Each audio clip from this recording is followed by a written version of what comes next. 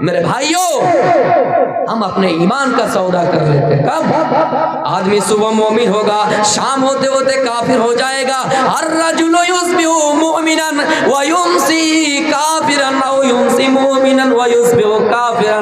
جب پوچھا کہ اللہ کے نبی آدمی صبح مومن شام ہوتے ہوتے کافر، شام کو مومن صبح ہوتے ہوتے کافر، کیا ریزن ہے؟ آپ نے فرمایا یبیع دینہ بعرض من الدنیا. اے میرے صحابہ، اے میرے امتی، اے میرے جماعت کے لوگوں اس وقت عالم یہ ہوگا، لوگوں کا حال یہ ہوگا کہ لوگ دنیا کے چند ٹکوں کے خاطر، چند سکوں کے خاطر، چند پیسوں کے خاطر اپنے ایمان کا سودا کر دیں گے، اپنے ایمان کو بیچ ڈالیں گے، اپنے دین کو لٹا دیں گے. حضرت آسیہ فرعون کی بیوی ہے جن کے پاس کسی چیز کی کمی تھی نہیں میرے بھائیوں، لیکن کیا ایمان کی حفاظت کی اور کیا دعا کی. اذ قالت رب ابن لی عندک بیتا فی الجنہ. اے اللہ فرعون میرے ساتھ جو بھی کرے، فرعون مجھے جو بھی کرے، فرعون جو بھی مجھے سزا دے، جو بھی مجھے کرے، لیکن یہ اللہ میں تجھ سے دعا کر رہا ہوں، رب ابن لی عندک بیتا فی الجنہ.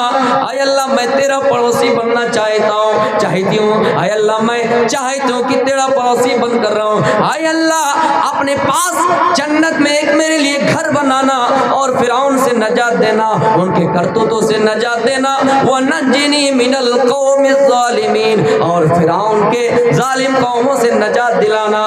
میرے پیارے ساتھیوں، اسی طرح ہم دنیا کی بھی بھلائی مانگ سکتے ہیں اور آخرت کی بھی بھلائی مانگ سکتے ہیں. میرے بھائیوں دعا کرنے میں کیا ہے، لیکن ہم دعا میں بہت پیچھے رہتے ہیں. میرے بھائیوں آپ کو پتا ہوگا حضرت یونس علیہ السلام جب مچھلی کے پیٹ میں ہے تو اللہ سے دعا کر رہے ہیں اور میرے بھائیوں کہہ رہے ہیں لا الہ الا انت سبحانک انی کنت من الظالمین. اے اللہ بڑی پاک ہے وہ ذات، نہیں ہے کوئی معبود برحق، نہیں ہے کوئی حقیقی معبود، بڑی پاک ہے وہ برکت وہ ذات. جو میرے بھائیوں یہ یونس علیہ السلام دعا کر رہے ہیں اور کہہ رہے ہیں یا اللہ میں تو ظالموں میں سے ہو گیا، اے اللہ میں تو ظلم کرنے والوں میں سے ہو گیا. یہ دعا کر رہے ہیں اور اپنے آپ یہ کہہ رہے ہیں اے اللہ میں تو ظلم کرنے والوں میں سے ہو گیا. ہائے مسلمان، ہم اتنے بڑے بڑے گناہ کرتے ہیں پھر بھی اللہ کے سامنے چھوٹا ہونے کے لیے نہیں سوچ رہے ہیں. اللہ سے یہ نہیں کہہ رہے ہیں اللہ ہم گنہگار ہیں، ہم خطا کار ہیں، ہم چھوٹا بننے کی کوشش ہی نہیں کرتے ہیں. میرے بھائیوں حضرت ابو بکر صدیق جن کو اللہ کے نبی اس دنیا میں جنت کی بشارت دے رہے ہیں، جنت کی خوشخبری دے رہے ہیں اور کہہ رہے ہیں ابو بکر فی الجنہ، ابو بکر جنتی، ابو بکر جنتی.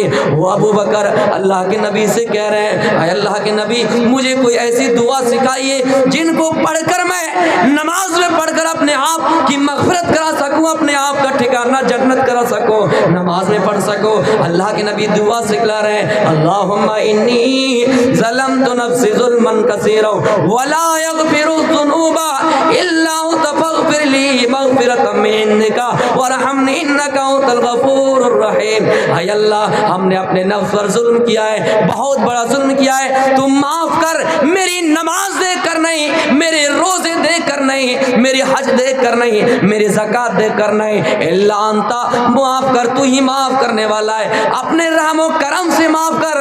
اے اللہ تو غفور الرحیم ہے، تو معاف کرنے والا ہے. اے اللہ تو اپنے رحم و کرم سے معاف کر، اگر تو نہیں معاف کرے گا تو پھر کون ہے جو معاف کرے گا. میرے بھائیوں صحابہ کرام جن کو جنت کی بشارت مل گئی پھر بھی دعا کر رہے ہیں. تو ہمیں اور آپ کو بھی چاہیے کہ دنیا کی بھلائی کے ساتھ ساتھ آخرت کی بھلائی مانگے اور جہنم کے عذاب سے اللہ رب العالمین سے ڈرتے رہیں اور کہیں اللہ ہمیں جہنم کے عذاب میں نہ ڈال.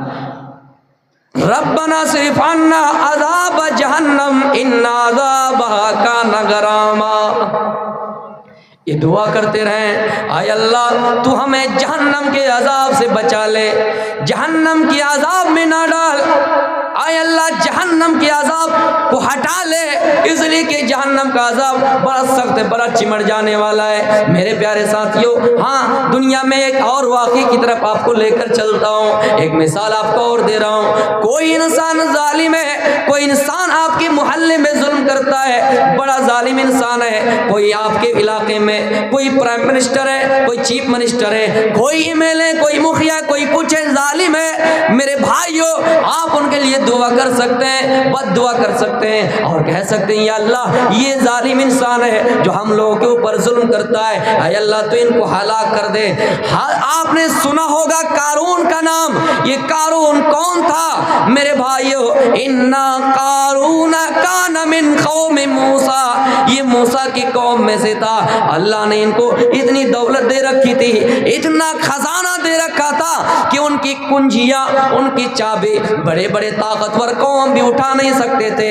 یہ قارون کو جب اللہ نے دولت دی، دولت سے مالا مال ہو گئے تو میرے بھائیوں زمین میں فخر کرنے لگے، اپنے قوم کے لوگوں پر ظلم کرنے لگے، اپنے قوم کے لوگوں کو ستانے لگے۔ تو اللہ نے موسیٰ علیہ السلام نے کہا اے قارون لا تفرح، اے قارون کیوں فخر کر رہے ہو، کیوں اترا کر چل رہے ہو؟ ان اللہ لا يحب الفرحین، اللہ رب العالمین زمین میں گھمنڈی دکھا کر چلنے والوں کو، اترا کر چلنے والوں کو پسند نہیں کرتا ہے۔ میرے بھائیوں اذ قال له قومه، جب ان کی قوم نے بھی اسے کہا لا تفرح، اے قارون کیوں اترا کر چل رہے ہو؟ ان اللہ لا يحب الفرحین، اللہ رب العالمین زمین میں گھمنڈی دکھا کر چلنے والوں کو، اترا کر چلنے والوں کو پسند نہیں کرتا ہے۔ قارون نے بات نہیں مانی اور موسیٰ علیہ السلام کا دشمن بن گیا، اتنا بڑا دشمن ہو گیا کہ ایک عورت کو آمادہ کر لیا، اتنا روپیہ دیا آمادہ کر لیا اور کہہ دیا اے فلاں عورت میں تجھے اتنی رقم دے رہا ہوں، تو موسیٰ کی بے عزتی کرنا، موسیٰ کو بدنام کرنا، یہ کہنا کہ موسیٰ نے میرے ساتھ بدکاری کی ہے۔ میرے بھائیوں وہ عورت تیار ہو گئے، موسیٰ کو بدنام کرنے کی کوشش کی جانے لگی۔ موسیٰ نے اللہ سے بد دعا کی اے اللہ قارون کو زمین میں دھسا دے، اللہ نے قارون کو گھٹنوں تک دھسایا۔ پھر موسیٰ نے کہا یا اللہ قارون کو اور دھسا دے، اللہ نے کمر تک دھسایا۔ پھر بد دعا کی، اللہ نے زمین کے اندر پورا ان کو دھسا دیا۔ لوگوں نے کہا موسیٰ علیہ السلام کو قارون کی دولت کی لالچ ہے، موسیٰ کو قارون کے جائیداد کی لالچ ہے، اس لیے موسیٰ نے اللہ سے بد دعا کی اور قارون کو زمین میں دھسا دیا۔ تو اللہ رب العالمین نے قارون کو صرف ہی نہیں بلکہ قارون کی دولت کو بھی زمین کے اندر دھسا دیا۔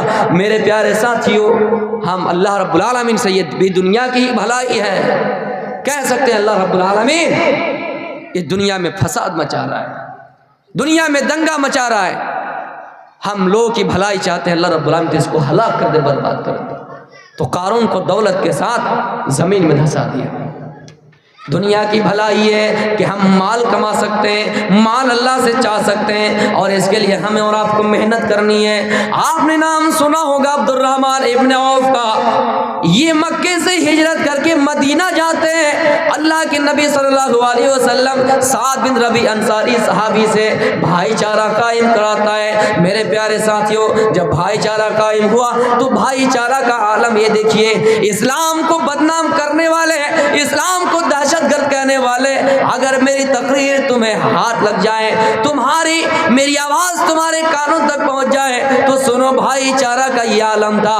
سعد بن ربیع عبد الرحمن ابن عوف سے کہتے ہیں اے عبد الرحمن ابن عوف سنو، اللہ کے رسول نے بھائی چارہ قائم کیا ہے، اے سعد اے عبد الرحمن ابن عوف سنو، میرے پاس اتنے مال ہے، تم آدھا مال لے لو۔ اے عبد الرحمن ابن عوف میرے پاس اتنی دولت ہے، آدھی دولت لے لو، آدھی سلطنت لے لو۔ اے عبد الرحمن ابن عوف میرے پاس 2 بیوی ہے، پسند کرو، جو بیوی تمہیں پسند آ جائے، جو بیوی تمہیں پسند آ جائے اس کو لے لو۔ میرے بھائیوں دنیا میں سب سے زیادہ کن سے پیار کیا جاتا ہے, کن سے محبت کی جاتی ہے؟ اللہ کے رسول صلی اللہ علیہ وسلم سے پوچھا گیا, آپ نے ڈائریکٹ عائشہ کا نام بتایا کہ میں سب سے زیادہ محبت عائشہ سے کرتا ہوں, میں سب سے زیادہ پیار عائشہ سے کرتا ہوں. میرے بھائیوں ایک بیوی سے دنیا سے بڑھ کر محبت کی جاتی ہے, لیکن ہاں عبد الرحمن ابن عوف کو ایک بیوی دینے کے لیے بھی تیار ہے. بھائی چارہ کا یہ عالم ہے میرے پیارے ساتھیوں. کہا اور یہ بھی نہیں کہا کہ یہ بیوی ڈائن ہے, یہ بیوی چڑیل ہے, ان کی ناک چپٹی ہے, یہ کالی ہے, ان کی شکل کالی ہے اس لیے ان کو لے لو, یہ نہیں کہا, بلکہ یہ کہا کہ اے فلاں, اے انصاری, اے فلاں مہاجر صحابہ, سنو تو بیوی ہے, پسند کرو, جو تمہیں پسند آ جائے تم ان کو نکاح, میں ان کو طلاق دے دیتا ہوں, عدت گزرنے کے بعد, عدت پوری ہونے کے بعد تم ان سے نکاح کر لینا. بھائی چارہ کا عالم یہ ہے کہ دو بیوی ان میں سے کہا ایک کو پسند کرو, جو تمہیں پسند آ جائے میں ان کو طلاق دے دوں گا, تم ان سے نکاح کرو. اگر کوئی بیوی آپ کی قسمت میں خراب آ جائے تو ہم کہیں گے چلو یار اس کو لے لو, لیکن یہ نہیں کہا پسند کرو, جو تمہیں پسند آ جائے میں ان کو طلاق دے دوں گا, عدت کے بعد تم ان سے شادی کر لے. شادی میرے بھائیوں پھر وہ عبد الرحمن ابن عوف اور سعد بن ربیع کے اندر بھائی چارہ قائم ہوا. عبد الرحمن ابن عوف نے سعد بن ربیع سے کہا, اے سعد بن ربیع, اینا سوقکم, یہ بتاؤ تمہارا بازار کدھر ہے, تمہاری مارکیٹ کدھر ہے, تجارت کے لیے کہاں جاتے ہو؟ گلاب باغ, زیرو مائل جاتے ہو یا منجلی جاتے ہو یا پورنیہ جاتے ہو, کہاں جاتے ہو تجارت کے لیے, بزنس کے لیے کہاں جاتے ہو؟ میرے بھائیوں پتہ چلا صحابہ کرام بھی دنیا طلب کر رہے تھے, مال جمانے کی کوشش کر رہے تھے. میرے پیارے ساتھیوں اینا سوقکم, تمہارا بازار کدھر ہے؟ بازار پوچھا گیا, بتایا گیا قینوقہ کا بازار ہے. میرے بھائیوں پھر وہ بازار جانے لگے, پھر وہ مارکیٹ جانے لگے, تجارت شروع کیے, بزنس شروع کیے. میرے بھائیوں تجارت شروع کیے اور سب سے پہلا مال جو میرے بھائیوں تجارت شروع کیے تو گھی اور پنیر سے اسٹارٹ کیا.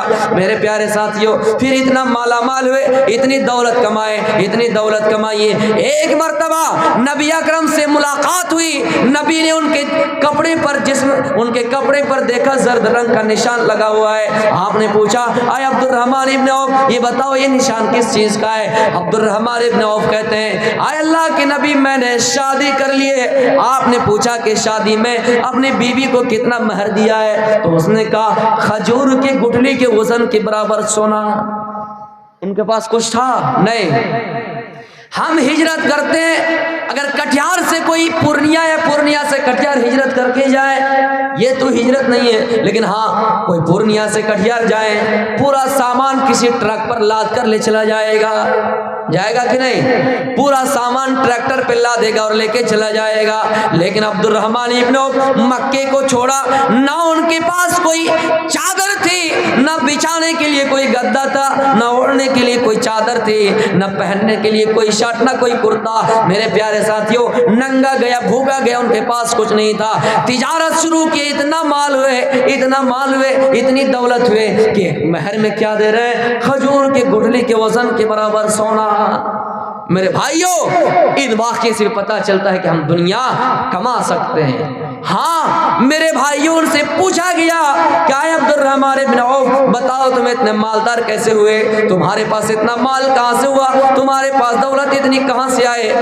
اگر پرمانن پور کا کوئی آدمی ایک ہی بیگ کوئی بلڈنگ میرے بھائیوں تعمیر کر دے, کھڑی کر دے, لوگ ان سے پوچھیں گے تم نے سال ہی میں, تم نے 6 مہینے کے اندر پوری بلڈنگ تعمیر کر دی, کھڑی کر دی, بتاؤ تمہیں کہاں روپیہ ملا؟ میرے بھائیوں عبد الرحمن ابن عوف سے پوچھا گیا تمہارے پاس اتنے مال کہاں سے آئے, اتنی دولت کہاں سے آئے؟ عبد الرحمن ابن عوف جواب دیتے ہیں لوگوں میں نے زیادہ کے لالچ میں تھوڑے نفع کو کبھی ضائع نہیں کیا, زیادہ کے لالچ میں کبھی تھوڑے نفع کو ضائع نہیں کیا. 10 روپیہ آیا لے لیا, 100 روپے کا انتظار نہیں کیا, میں نے لالچ نہیں کی. میں نے ایک مرتبہ 1000 جانور خریدا اور اس اسی روپے میں جتنے روپے میں میں نے خریدا اسی روپے میں اس جانور کو بیچ دیا. ہاں لیکن فائدہ کر گیا کہ 1000 جانوروں کی رسیاں میں نے کھول لی, اسی سے میرا بہت منافع ہو گیا. تو میرے پیارے ساتھیوں, ان واقعات سے بھی پتہ چلتا ہے کہ ہم دنیا کما سکتے ہیں. دنیا کمانے کے پیچھے ایک اور راز ہے.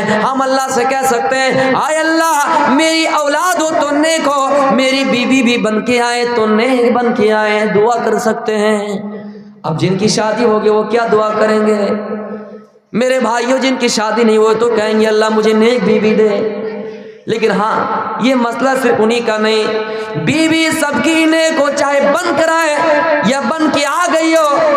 اس لیے کہ اللہ کے نبی فرماتے اذا خطب الیکم من ترضون دینہ وخلقہ فزوجوہ الا تفعلوا تکن فتنۃ فی الارض وفساد کبیر. اے لوگو جب کوئی تمہیں نکاح کا پیغام دے, جب تمہیں کوئی رشتہ کا پیغام دو, اگر تمہیں ان کا دین پسند آ جائے, ان کی دینداری پسند آ جائے تو تم ان کے ساتھ نکاح کر دو. اپنی بیٹی کا نکاح کر دو, اپنی بہن کا کر دو, اپنی بیٹی کا کر دو. میرے پیارے ساتھیوں اگر دینداری کو آپ نے ترجیح نہیں دی, دیندار کو آپ نے ٹھکرا دیا تو جان لو تکن فتنۃ فی الارض, زمین میں فتنہ برپا ہو جائے گا, زمین میں فتنہ پھیل جائے گا. وفساد عریض, اور بہت بڑا فتنہ ہوگا, بہت بڑا فساد ہوگا. دیندار کو ترجیح دینی چاہیے میرے بھائیوں. صحابہ کرام نے کہا سونے اور چاندی کے علاوہ کوئی ایسی چیز بتائیے اللہ کے نبی اس کو کر کے میں اپنا اعمال کا ذخیرہ بنا لو, جس کو کر کے میں اسی کو زیادہ سے زیادہ یاد کروں, اسی میں مشغول ہو جاؤ. آپ نے فرمایا افضلہ لسان ذاکر وقلب شاکر وزوجۃ مؤمنۃ تعینہ علی ایمانہ. اے لوگو اللہ کے رسول نے فرمایا انسان کے پاس اللہ کو یاد کرنے والی زبان ہو, انسان کے پاس ایسا دل ہو جو اللہ کا شکریہ ادا کرتا ہو, اور انسان کے پاس ایسی بیوی ہو جو ان کے ایمان کو پختہ تر بنانے میں مددگار ہو. تیسرے نمبر پہ کیا کہا؟ انسان کے پاس ایسی بیوی ہو جو ان کے ایمان کو پختہ تر بنانے میں مددگار. ہم نے دیکھا بھی ہے, سنا بھی ہے, بہت سی عورتیں ایسی ہے شوہر شرابی ہے, شوہر کو منع کرتی ہے اے میرے شوہر اگر تم نے شراب آج پی لی تو میں تم سے ملوں گی نہیں, میں تمہیں کھانا بنا کر نہیں دوں گی. میرے پیارے ساتھیوں وہ ان کے ایمان کو پختہ تر بنانے میں لگے رہیں گی. کون ایسی بیوی کو سب سے افضل بتایا, سونے اور جواہرات سے اچھا بتایا. میرے پیارے ساتھیوں اگر آپ کی بیوی دیندار ہو, آپ کی بیوی نیک ہو تو آپ کو اچھائی کی راہ پہ چلنے کا حکم کرے گی. آپ کو کہے گی او میرے شوہر آپ شراب نہ پیو, آپ جوا نہ کھیلو, آپ سود نہ کھاؤ, آپ کسی کو نہ مارو, کسی کا مال ناجائز طریقے سے نہ ہڑپو. یہ اگر آپ کی بیوی دیندار ہو تو وہ کہیں گی میرے بھائیو الدنیا متاع وخیر متاع الدنیا المرأة الصالحہ. یہ دنیا تو سامان ہے اور اس دنیا کی بہترین سامان آپ کی نیک بیوی ہے. آپ اللہ سے کہہ سکتے ہیں اللہ جب میری شادی ہو تو دیندار عورت سے شادی ہو. اس لیے کہ اللہ کے نبی فرماتے ہیں لا تنکح المرأة لعربین لمالها وحسبها ولجمالها ولدینها فاظفر بذات الدین. اے لوگوں لوگ 4 چیزوں کی بنا پر شادی کرتے ہیں, مال دیکھتے ہیں, اولاد مال دیکھتے ہیں, حسب و نسب دیکھتے ہیں, خوبصورتی دیکھتے ہیں. تم دیندار عورت کو ترجیح دو, تم دیندار کو ترجیح دو. میرے پیارے ساتھیوں ان تمام حدیثوں سے پتہ چلتا ہے کہ ہمیں اور آپ کو دیندار رشتے تلاش کرنی چاہیے.